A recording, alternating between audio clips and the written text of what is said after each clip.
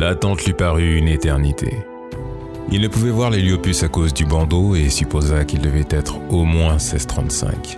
Il semblait distinguer des murmures et des bruits tout autour de lui, mais sans en avoir la certitude. Cependant, toujours aucun signe de Siwak, et encore moins de son signal. Enfin, pas tout à fait, car elle était là. Tout comme la quarantaine de jeunes rassemblés au pied de l'esplanade, observant en silence un Godfrey aux yeux bandés. Sans vraiment comprendre ce qui est en train de se dérouler, et d'autant plus surpris de découvrir ce dernier, dévoilant à la vue de tous ses ailes atrophiées. Nombre d'entre eux avaient déjà sorti leurs synapses, gravant ainsi pour la postérité et à jamais cette humiliation publique. Sur l'ensemble des visages attroupés, les réactions étaient diverses et variées. Certains s'amusaient de la situation, là où d'autres s'interrogeaient. Que faisait-il là ? Pourquoi ? Pourquoi exposait-il à présent ce qu'il avait cherché à cacher depuis maintenant plusieurs années ? Néanmoins, pour la plus grande majorité d'entre eux, un sentiment de gêne dominait. Arrivant sur les lieux, Dibiero comprit immédiatement que l'événement en cours n'avait rien de normal, et que selon toute vraisemblance, Godfrey avait été piégé. Il voulut hurler et lui dire de s'en aller, il voulut le prévenir, le sauver, mais il était déjà trop tard, et aucun son ne put sortir de sa bouche.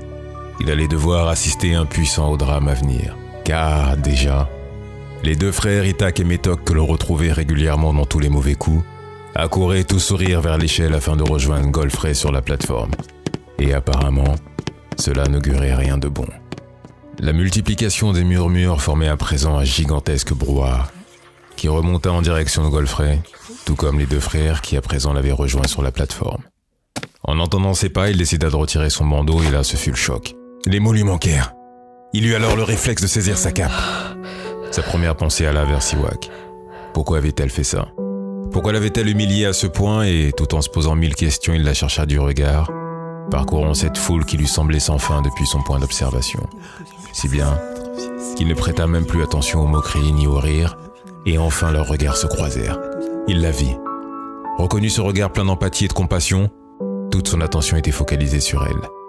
Lorsqu'il sentit dans son dos une douleur si intense qu'elle lui en fit perdre l'équilibre, le ramenant instantanément au moment présent. Mais ce n'est que lorsqu'il bascula dans le vide qu'il comprit qu'Itak venait de lui asséner un violent coup de pied dans le bas du dos, tandis que Métoc avait scandé « Alors comme ça, tu penses être en mesure de compléter la Ghostine ? Très bien. Fais-nous-en la démonstration. Vol ! Vol !» La foule attroupée s'écarta et il chuta lourdement. Heureusement pour lui, la paille amortit l'impact. Dès lors, les chuchotements et cris de stupéfaction firent place à un silence pesant. Personne ne s'attendait à un tel dénouement. Et c'est à ce moment qu'il sentit une main se poser sur lui, tandis qu'une autre lui était tendue afin de l'aider à se relever. Il leva les yeux et réalisa qu'il s'agissait de Siwak, qui, la voix empreinte d'une extrême bonté, lui adressa ces mots. « Godfrey, ça va, tu n'es pas blessé ? Je suis désolée de ce qui t'arrive. » Puis s'adressant aux deux jeunes toujours présents sur la plateforme. « Vous n'avez pas honte d'agir ainsi ? C'est toi qui devrais avoir honte. Pourquoi m'as-tu fait venir ici ? Pourquoi m'as-tu envoyé ce mot ? Car t'as pitié pour un autre. » dit-il tout en repoussant sa main, et il jeta le bout de papier à ses pieds. Siwak resta sans voix devant sa réaction. Et c'est précisément à ce moment que Koch décida d'intervenir. « Comment oses-tu porter la main sur Siwak ? Excuse-toi immédiatement !» Le silence fut très rapidement remplacé par des huées et des moqueries. « Je ne comprends pas. De quoi parles-tu ? Quel mot ?»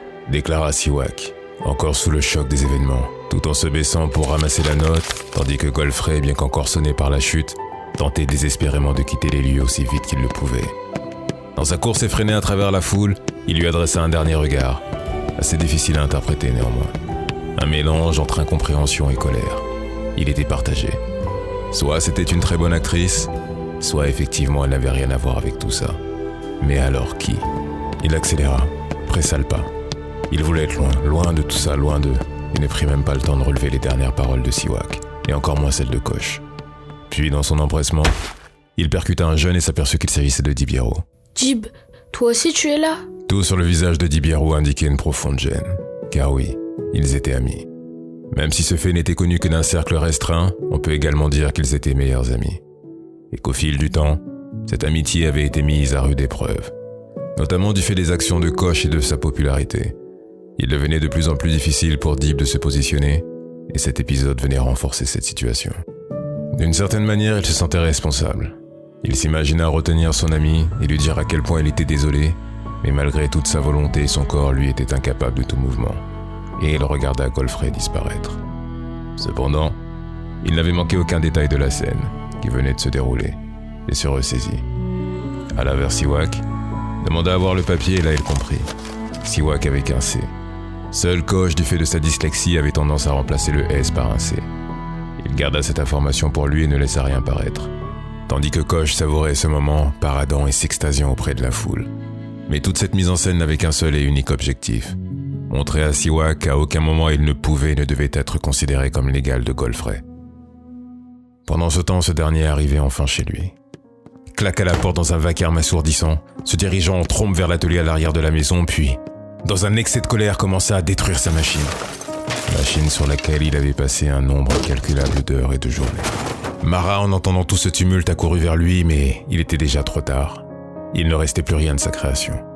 Seul subsistait un amas de vis et de boulons, des bouts de métaux éparpillés de ci, de là, aux quatre coins de la pièce. Vestige de ce qui fut jadis, un rêve, dorénavant brisé. Et elle lui demanda incrédule. Mais pourquoi, fils? Pourquoi? En agissant ainsi, il venait de compromettre toutes ses chances de participer à l'Agostine le lendemain. Elle tenta vainement de l'interroger afin de comprendre ses motivations. Qu'avait-il bien pu se passer, au point qu'il en arrive à détruire cette machine qui représentait tellement d'espoir pour lui? C'était peine perdue. Il s'était réfugié dans un mutisme absolu et monta à l'étage s'enfermer dans sa chambre. Mara était totalement désemparée. Elle ne comprenait pas, mais voyait bien la souffrance. Elle n'aurait jamais dû le laisser partir. Son intuition était bonne. Il n'était pas encore prêt. C'est alors que la sonnerie retentit. Elle ouvrit, et devant elle se tenait Di Biero. Il avait pris sa décision, choisissant sa sincère et longue amitié avec Godfrey plutôt que cette pseudo-popularité apportée par Koch. Et pendant près de 20 minutes, il détailla le calvaire subi par Godfrey. La chute, les moqueries, le mot, et surtout ses soupçons sur l'auteur des faits. Des larmes de colère coulaient sur les joues de Mara lorsque Di ponctua son récit. Elle voulait absolument confronter Koch. Ils étaient voisins, elle ne comptait pas laisser passer ces actes qu'elle qualifiait de monstrueux. Il n'y avait pas une minute à perdre. Elle se mit en direction de la maison des parents de Koch quand elle les vit sortir. Mara n'hésita pas une seule seconde et se précipita vers eux, leur expliquant la situation. Ils furent choqués par ce qu'ils venaient d'entendre. Cela ne ressemblait pas à leur fils. Son père décida alors de l'appeler, il prit son synapse et l'hologramme de Koch apparut comme s'il se trouvait face à eux. Son père commença à l'interroger. Et bien évidemment, il nia toute implication. Mara écoutait attentivement, guettant toute variation de son halo. Car en plus d'être un bon indicateur sur l'état émotionnel, il faisait également office de détecteur de mensonges. Or, au moment où Koch ponctua ses explications quant à sa version des faits, aucune variation de son halo n'avait été visible. Et si l'on se basait uniquement sur cet aspect, il était clairement innocent. Les parents de Koch furent ravis de ce constat et se tournèrent vers Mara, lui indiquant que de toute évidence, ces informations étaient erronées. Le coupable, s'il y en avait un, ne pouvait être leur fils. Mara ne s'en laissa pas compter pour autant. Son intuition lui disait autre chose et cette fois-ci elle la suivrait et irait jusqu'au bout. Puis déclara calmement. Très bien. S'il n'a rien à se reprocher, il ne verra aucun inconvénient à se soumettre au miroir de la vérité, en présence du roi Balok. Les parents trouvèrent la demande démesurée compte tenu de la situation, mais ne s'y opposèrent pas, tant leur confiance en leur fils était grande. Ils prirent donc la direction de l'Héliopus et demandèrent audience auprès de Balok, qui après avoir été informé ne vit aucune objection à la requête de Mara. Et c'est ainsi qu'ils se rendirent tous au sommet de l'Héliopus où se trouvait déjà Ashna, seule détentrice des compétences nécessaires à l'activation du miroir de la vérité au sein de l'ensemble de la tribu bleue. Elle fixa alors Balok attendant son signal. Ô mon roi, ton signal, ma vérité. Que le caché soit révélé, le voile ôté et le dissimulé exposé. Car oui, Ashna était sourde. Cette mésaventure était survenue peu de temps après son initiation. Balok lui répondit d'un hochement de tête, et là le miroir de la vérité s'activa, remontant les événements les uns après les autres. Nul besoin de paroles. Les images parlèrent d'elles-mêmes. Tout le stratagème de Koch fut dévoilé, de son élaboration jusqu'à son exécution. Le roi Balok demanda alors à ce que Koch se présente à lui dans les plus brefs délais. Et 15 minutes plus tard, il était là. Bien que se trouvant dans une situation délicate, il apparut devant l'assemblée totalement serein et calme, avec un visage angélique qu'on lui connaissait bien. Ce même visage qui lui permettait de tromper la vigilance d'autrui, et sans nul doute la garantie du succès de sa manipulation. Kosh, tu t'es rendu coupable d'actes inqualifiables. Qu'as-tu à dire pour ta défense avant que je prononce mon verdict ?» tonna le roi Balok. Kosh s'approcha et sur un ton solennel et contrit, débuta sa plaidoirie. « À vrai dire, pas grand-chose, car je n'aurais jamais dû me rendre coupable de tels actes. Je ne sais pas ce qui m'a pris. À présent, j'éprouve de profonds remords et je suis désolé, sincèrement désolé, pour le tort causé à Godfrey ainsi qu'à sa mère, Mara, et également pour la gêne et l'embarras que je cause à mes parents. Cela ne se reproduira plus. » Balok ne s'attendait pas à un tel mea culpa et éprouva des difficultés à rendre son verdict. Car à son grand étonnement, Kosh faisait preuve d'un véritable acte de repentance. « De toute évidence, tu sembles avoir pris conscience de la gravité de tes actes. Nul besoin d'en rajouter. Mara, si tu es d'accord, je laisse soin à ses parents d'appliquer la punition adéquate. À mon niveau, j'estime que cela est suffisant. » Mara fut également attendrie par le plaidoyer de Kosh et approuva la décision de Balok. Ils se retirèrent et personne ne prêta attention ni ne fut en mesure d'entendre les paroles prononcées par ce dernier lors de son départ. Et encore moins la disparition des traits angéliques et bienveillants, et encore quelques minutes auparavant, animait son visage, laissant place à un rictus empli de colère et de rage. « Oui, c'est ça. Des regrets, des remords et que sais-je encore. Je vous ai dit ce que vous vouliez entendre, mais je suis loin d'en avoir fini avec ce satané Godfrey. Croyez-moi, loin d'en avoir fini. Vous pouvez en être sûr. » C'est ainsi que se clôturèrent les souvenirs des pensées du roi Balok, tandis qu'il continuait à arpenter les rues de la magnifique cité bleue. Puis, passant non loin de l'Héliopus, il fut tiré de ses rêveries par un mélange de cris et de rires. Il se dirigea vers cette agitation et vit un groupe de jeunes en entourant un autre, se moquant de lui et le raillant. Regardez qui voilà. Il n'est pas comme nous. Il n'est pas comme nous. Alors vas-y. Il n'y arrivera jamais. Vas-y, vole. C'est vrai. Tu ne peux pas. Il n'est pas comme nous. Tu ne feras jamais l'agostine. L'agostine. Mais dès qu'ils virent le roi Balok, ils se turent, s'excusèrent et s'éclipsèrent très rapidement, laissant le jeune garçon en compagnie du roi. Le roi l'avait déjà reconnu, car curieusement, c'était à lui qu'il pensait avant d'être interrompu dans sa réflexion. Il s'agissait bien de Godfrey, fils de Mara et Ashok. Il mettait un point d'honneur à connaître chacun de ses sujets et à les appeler par leur prénom. Cependant, les événements qui venaient de se dérouler le surprirent à plusieurs titres. Godfrey n'avait pas dit un mot. Aucun signe de tristesse ni de colère n'était visible. Il semblait totalement impassible. Pour ne pas dire anesthésié face à ce flot de méchanceté. Balok voulait comprendre. Et pour cela, il devait obtenir des réponses. Mais avant qu'il n'engage la conversation, Godfrey le devança. « Mon roi, ce n'est rien. J'ai l'habitude depuis 15 ans maintenant. C'est le même rituel qui se répète sans cesse. Et puis c'est vrai, ils n'ont pas tort. Comment pourrais-je faire l'agostine avec mes ailes atrophiées? Je me suis fait une raison. » Jeune Godfrey, personne ne peut et ne doit s'habituer à être traité ainsi. J'irai personnellement rendre visite à chacun de ces jeunes. Mais d'ici là, sache que, malgré ta différence, tu as des ressources que d'autres n'ont pas. Et c'est en ça que nous sommes tous différents et uniques. En même temps, c'est aussi là que réside notre force. Je crois savoir, sans me tromper, que tu as une intelligence bien au-dessus de la moyenne. D'ailleurs, si ma mémoire est bonne, tu avais commencé un projet de machine il y a quelques années de cela, n'est-ce pas? Peut-être trouveras-tu un moyen de réaliser l'agostine malgré tout. C'est gentil, mais comme je vous l'ai dit, je me suis fait une raison. Et il s'éloigna. J'ai de la peine pour lui. J'espérais pouvoir lui remonter le moral. Visiblement, toutes ces années de raillerie semblent avoir eu raison de lui. Il n'achèvera sûrement pas l'agostine. Mais je ne tolérerai pas qu'un membre de mon peuple soit traité ainsi, se dit Balok tout en regardant Godfrey disparaître. Le jour de l'agostine était enfin arrivé. Pour qui n'était pas familier, il s'agissait d'une tradition ancestrale au sein du peuple bleu. Le passage de l'adolescence à l'âge adulte. Elle se tenait une fois par an. C'était un véritable événement que toute la tribu attendait avec impatience. Cette année, les soleils étaient au rendez-vous. Le ciel était dégagé, tous les ingrédients à la tenue d'une belle cérémonie. Joie et félicité étaient visibles sur tous les visages. Le public affluait en nombre et cela ne semblait pas ralentir. Personne n'aurait pu manquer cet événement. Et pour cause. Non loin de là, la centaine de prétendants se pressaient déjà dans les allées des jardins royaux. Jardins qui d'ordinaire étaient connus pour leur extraordinaire beauté, mais qui à l'occasion de l'Agostine passaient à un tout autre niveau. En effet, tous les sens étaient en émoi durant ces célébrations, et c'était bien là le but recherché. Cela allait des senteurs enivrantes qui s'échappaient de cette succession de parterres fleuris à des mélanges de couleurs incroyables, à tel point que visuellement, cet entremêlat végétal donnait l'impression d'un feu d'artifice à même le sol. S'animant et ondulant au rythme dicté par l'orchestre de la cour, cette année encore, les jardiniers bleus s'étaient surpassés. Le cérémonial des prétendants était connu de tous. Les rangées se formaient les unes après les autres, pas plus de 10 par colonne. Cependant, pour cette édition, ils étaient nettement plus nombreux que l'année précédente. Depuis son estrade, Balok observait toute cette organisation se mettre en place. Il était toujours autant émerveillé devant ce spectacle, et ne s'en lassait jamais.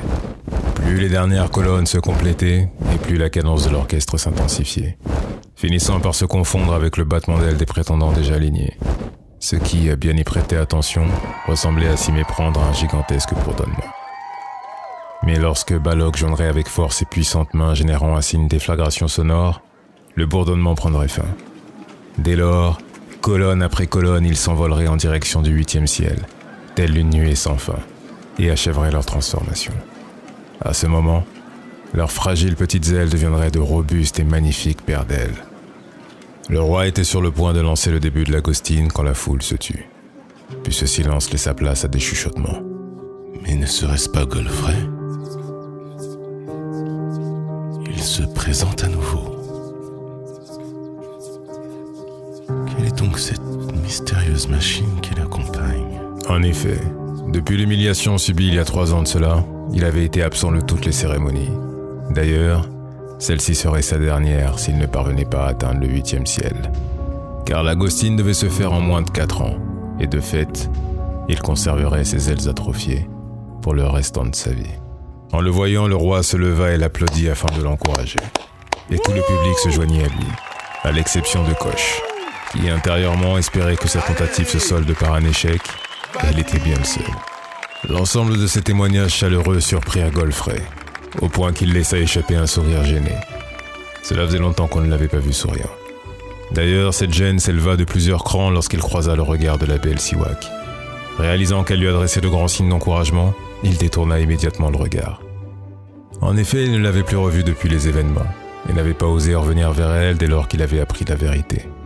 Il nota néanmoins que depuis son Agostine, elle était devenue encore plus ravissante. Avait gagné en taille sa resplendissante double paire d'ailes, révélation surprise de son édition, ne faisait que renforcer ce sentiment. Mais pour le moment, il devait se concentrer et se plaça aux côtés des autres prétendants. Malgré le soutien affiché, la curiosité des spectateurs était bel et bien présente.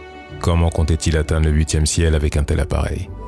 En tous les cas, pour Godfrey, cela ne faisait aucun doute. Il se mit aux commandes, actionna le moteur et ses ailes mécaniques commencèrent à s'activer. Et en moins de temps qu'il n'en fallut pour le dire, il avait quitté le sol. Et à présent, comme tous les prétendants, il prenait la direction du 8e ciel, passant les différents niveaux les uns après les autres. Godfrey jubilait. Plus que 4 niveaux, il pourrait enfin compléter l'Agostine. Et qui sait, sa différence ne serait plus qu'un mauvais souvenir. Alors qu'il dépassait le 6e ciel, un bruit étrange l'inquiéta. Le moteur avait visiblement un problème. Un second bruit plus important que le précédent résonna, puis plus rien. S'il ne réussissait pas à relancer le moteur, nul doute que l'issue pourrait lui être fatale. Appeler à l'aide ne lui serait également d'aucune utilité. Tous les prétendants étaient déjà bien loin. Il tenta tout ce qui était en son pouvoir alors que dans sa vertigineuse chute, il atteignait déjà le 3e ciel. Tout allait trop vite. Il ferma les yeux et eut l'impression que le temps se figeait. Cette sensation de vitesse venait de se transformer en quelque chose de totalement différent. Il avait l'impression de flotter.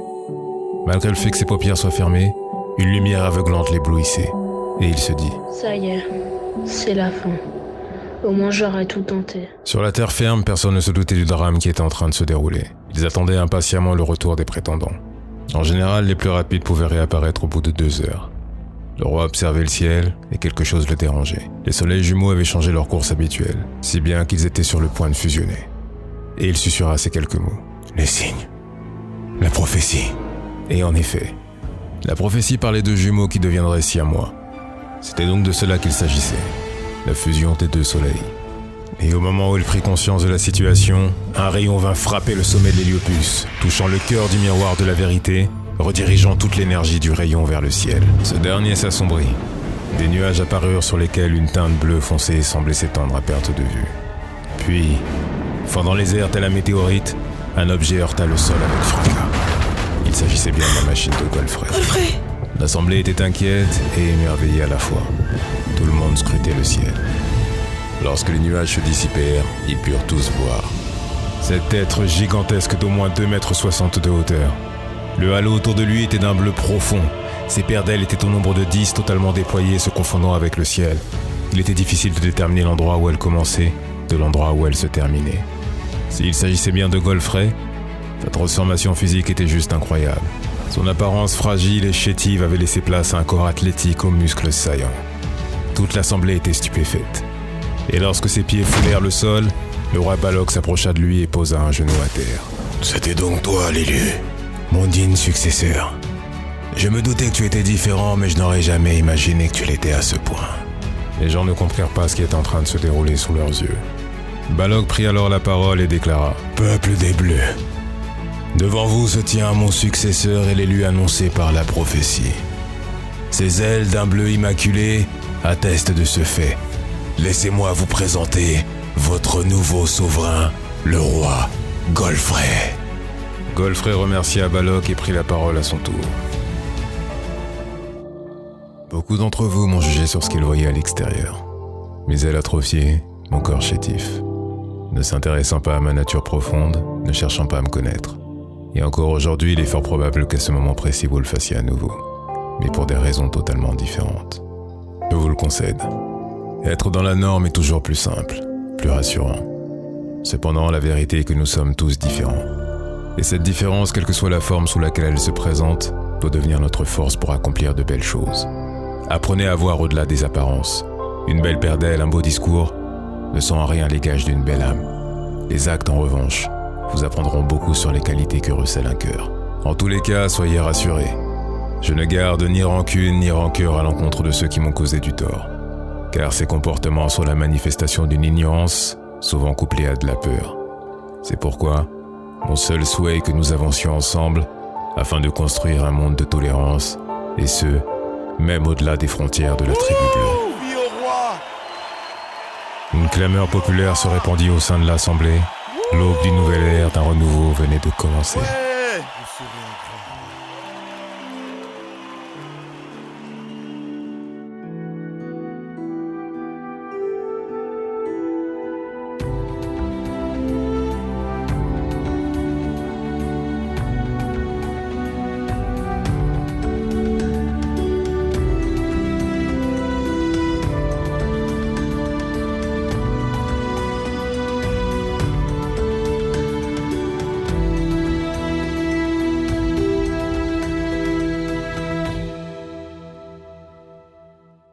Allez, abonne-toi et commente, c'est trop bien.